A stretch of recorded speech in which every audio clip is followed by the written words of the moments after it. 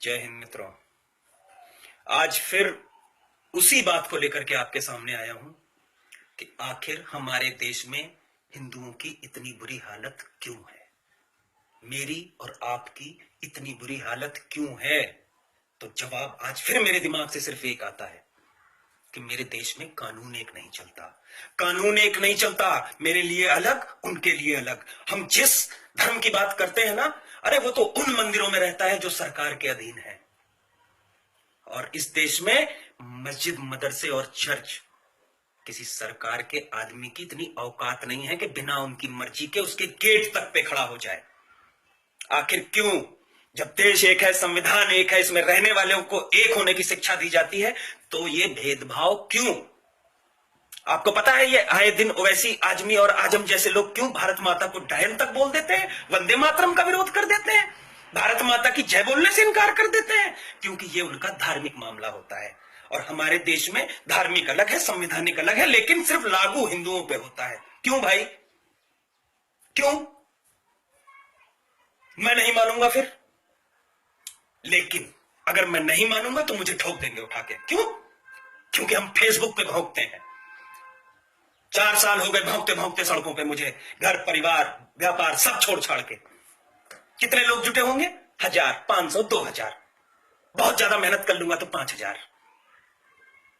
इस 1.25 करोड़ की आबादी में 5000 को सुनने वाला कोई है? लोकतंत्र है, लोगों की सुनी जाती है। अब भी वक्त है, निकल आओ घरों से। मत घमंड करो इस पैसे पे। अन्यथा अगर घमंड करना है ना, तो एक बार घमंड करने से पहले जाओ कैराना। बहुत व्यापारी थे वहां पे, बहुत बड़े बड़े रईस। देखो जाके कि उन्होंने जो 18-18 इंची पे वो खरीद रखे थे ना गद्दे, उन पे कौन उनकी बेटियों के साथ सोया? क्यों भागना पड़ा उन्हें? पैसा तो बहुत था ना उनके पास। पूछो जाके कश्मीरी पंडितों से कि आखिर क्यों उन्हें कश्मीर छोड़ना पड़ा, किस कानून के तहत उनसे कश्मीर छुड़वाया गया।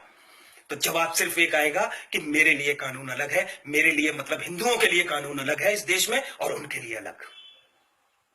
ऐसे नहीं चलेगा। पूछना पड़ेगा आखिर क्यों है। आखिर इस देश में 2 कानून किस हिसाब से चलते हैं जब संविधान एक है, जब यहाँ के लोग एक हैं?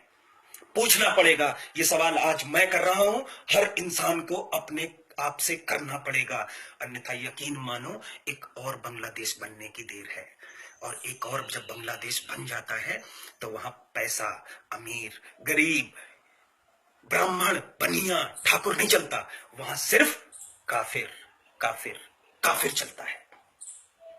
जरूरत है मेरे देश को, वक्त है एक देश एक कानून लागू करवाने का। आ जाइए, मैंने मुहिम छेड़ दी है, प्रयास कर रहा हूं पूरे देश में लोगों को इकट्ठा करने का।